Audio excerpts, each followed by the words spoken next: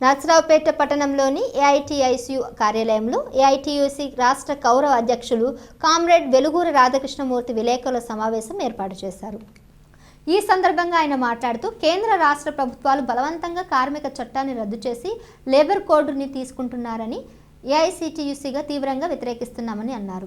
అదేవిధంగా 12 గంటల పని దినాలను పెంచడాన్ని కేంద్ర రాష్ట్ర ప్రభుత్వాలు విరమించుకోవాలని, కార్మిక సంఘాలతో చర్చలు జరపాలని, ఫిబ్రవరిలో జరిగే దేశవ్యాప్త సార్వత్రిక సమ్మెకు కార్మికులు కార్మిక సంఘాల్లోనే సిద్ధం కావాలని ఆయన కార్మికులకు పిలుపునిచ్చారు. ఈ సమావేశంలో ఏఐటీయూసీ జిల్లా ప్రధాన కార్యదర్శి కాసా రాంబాబు, జిల్లా వర్కింగ్ ప్రెసిడెంట్ ఉప్పలపాటి రంగయ్య, కోయ సీను తదితరులు పాల్గొన్నారు.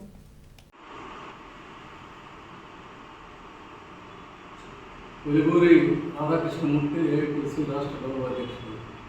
ఈరోజు నర్సరావుపేటలో ఉన్నటువంటి ఏఐటీసీ అనుబంధ సంఘాలన్నింటినీ కూడా కలవడం జరుగుతుంది. కార్మికులందరినీ భవిష్యత్ పోరాటాలకు సిద్ధం చేయడం కోసం ఈరోజు ప్రచార యాత్ర నిర్వహించడం జరిగింది.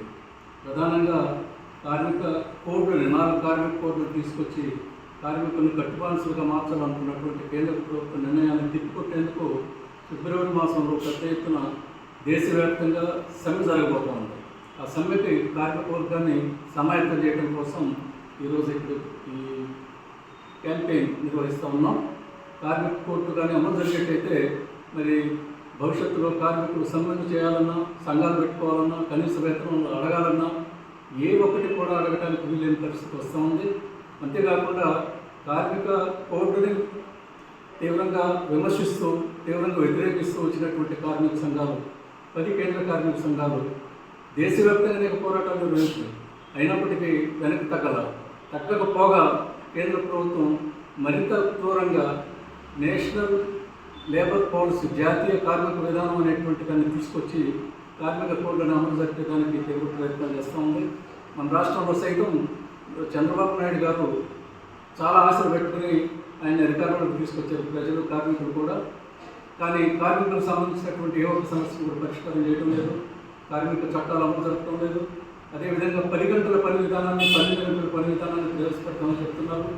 అదేవిధంగా విశాఖ ఉక్కు ఫ్యాక్టరీలో సమ్మె చేస్తున్నటువంటి కార్మికులను ఉద్దేశించి మీరు జీతాలు తీసుకుంటున్నారు, పనులు చేయాలని చెప్పి అపహాస్యం చేసినటువంటి పరిస్థితి ఉంది. అదేవిధంగా కార్మికులకు సంబంధించినటువంటి కనీస వేతనాన్ని కూడా నిర్ణయించలేని పరిస్థితి ఉంది. గవర్నమెంట్ ఉద్యోగస్తులు కూడా ఇబ్బందులు పాలవుతూ ఉన్నారు. వారికి సంబంధించినటువంటి డిఏలు రిలీజ్ చేయడం కానీ, లేదా పిఆర్సీని అమలు జరగడం కానీ, పిఆర్సీ వేయడం కానీ జరగడం లేదు. మొత్తం మీద కేంద్ర ప్రభుత్వం, రాష్ట్ర ప్రభుత్వం కూడా కార్మిక వ్యతిరేక విధానాలకి పాల్పడతా ఉన్నాయి. వీటిని వ్యతిరేకిస్తూ భవిష్యత్తులో పెద్ద ఎత్తున పోరాటాలు నిర్వహించడానికి సమాయత్తం అవుతున్నాం. ఈ పోరాటాలకి యావత్ ప్రజానీకం పెద్ద ఎత్తున తమ మద్దతుని తెలియజేయాలని చెప్పి కోరుతా ఉన్నాం.